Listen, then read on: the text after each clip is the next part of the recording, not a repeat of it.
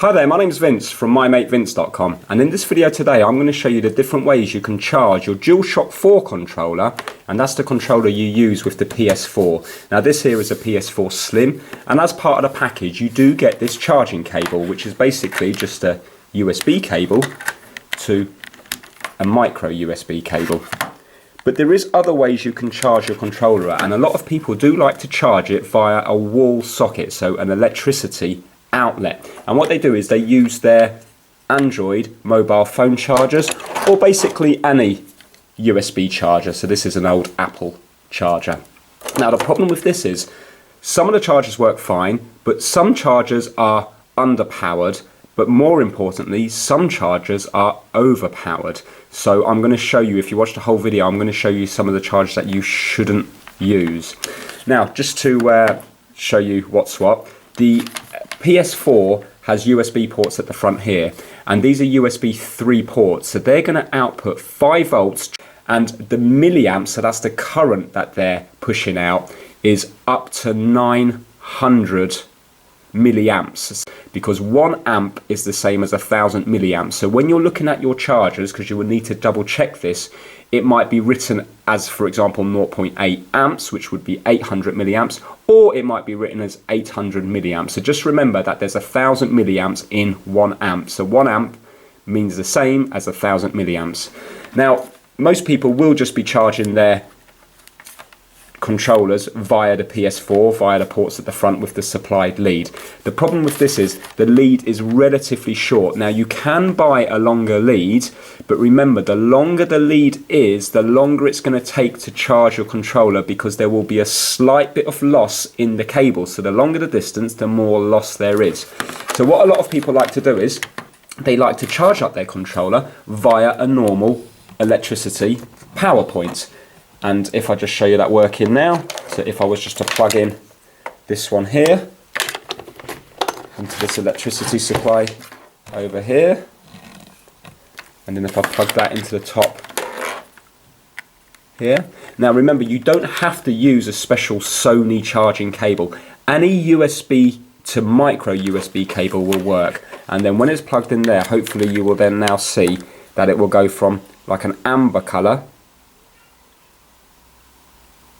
to then off, and then it will go back to amber again, and it will keep doing this while it's charging, and then when it's charged this light will just go completely out, the same as if it was a dead controller. So you can just leave that plugged in until it's charged, and what you might find is that it may charge quicker when you're actually using your phone charger rather than plugging it into the PS4. Now I'm just going to show you what the controller, the power it needs, and also how to check what your charger actually does. So if we have a look at the back here, if you have a look closely, you will see it says wireless controller DC 5 volts. So that's what the controller needs, and it needs 800 milliamps to work.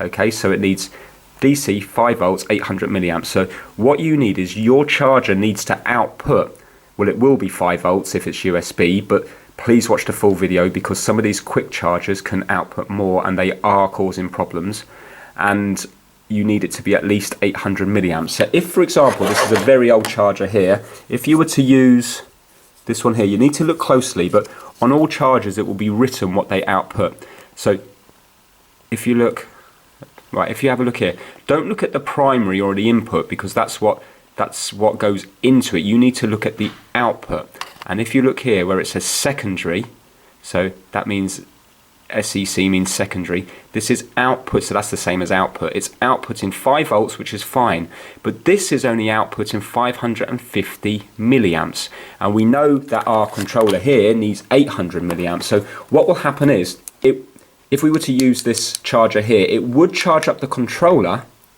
but it would take longer to do so.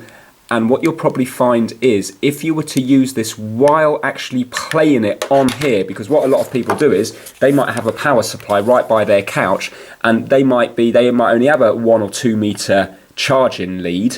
So they might be sat 4 or 5 meters away from the TV. So rather than being sat on the floor right in front of the PS4, they like to kick back, sit on their couch and plug it into a power outlet near them, and that's why they use these charging cables. If you were to use a charger that wasn't up to spec, what you'll probably find is it's plugged in so you think it's charging, but because it needs 800 milliamps and this is only outputting 550 milliamps, you'll be able to play the game, but it's going to be taking power out of the battery. So if your battery is already flat, then you're not going to have enough power to charge it and play at the same time.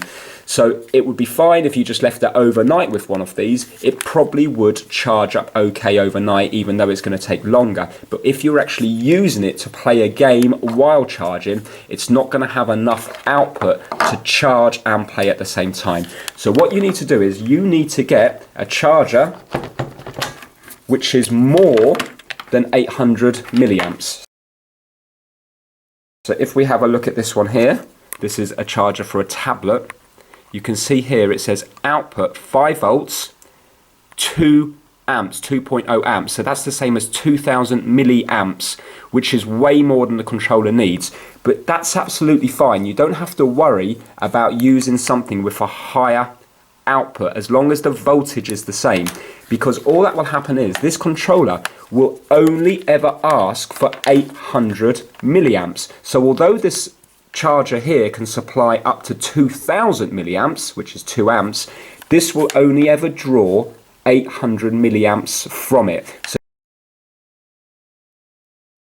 you're absolutely fine to use this charger here. Let's just look at a couple of other chargers that I've got lying around, and you'll probably find you've got chargers lying all around your house.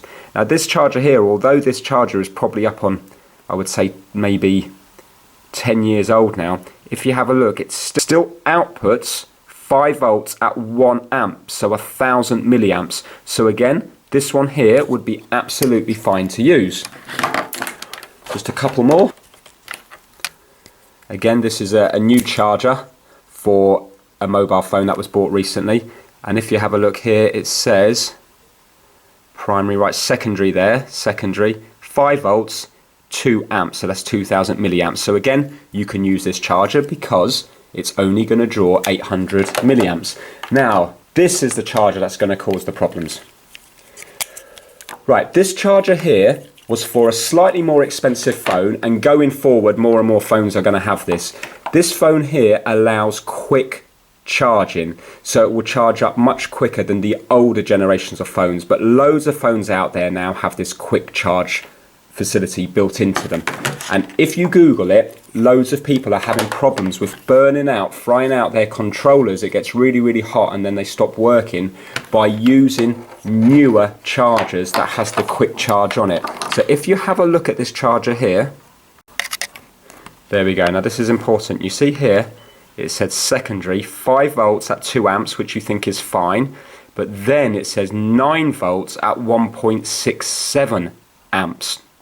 This is the problem. This charger here allows the quick charger for phone. So normally the phone will just charge, the older phones will just charge on 5 volts, which is a USB standard, at whatever amps that the phone needs to draw. But on this quick charger ones, it boosts it up to 9 volts when the phone asks for it. So by rights, everything should be fine because this controller shouldn't ask for 9 volts. And it would just charge at the 5 volts. And loads of people do use these quick charge chargers on these, and on loads of them they work fine. But all you've got to do is Google it and you will see there's so many posts where people are complaining about their charger burning out their controllers. And some people have done tests where it's burnt out 4 controllers. So I would say, because you probably already have loads of chargers in the house, I would say stay away from anything that has the dual outputs. So here you see 9 volts. So I think what's happening is, although this controller here should never ask for 9 volts, obviously there's something built in between here and the phone that there's like some something happens where the phone's asking for more volts and then this supplies it. But maybe there's some glitch or something in the controllers where occasionally they ask for the higher voltage. And obviously if you're then going to push 9 volts through to this when it's only expecting 5 volts, you are going to ruin your battery. So I would say, although you may get away with using the newer chargers that do the charging, I would say, peace of mind, just use your older chargers, because something like this is 10 years old and it's still up to scratch. This was the only charger I could find in the whole house.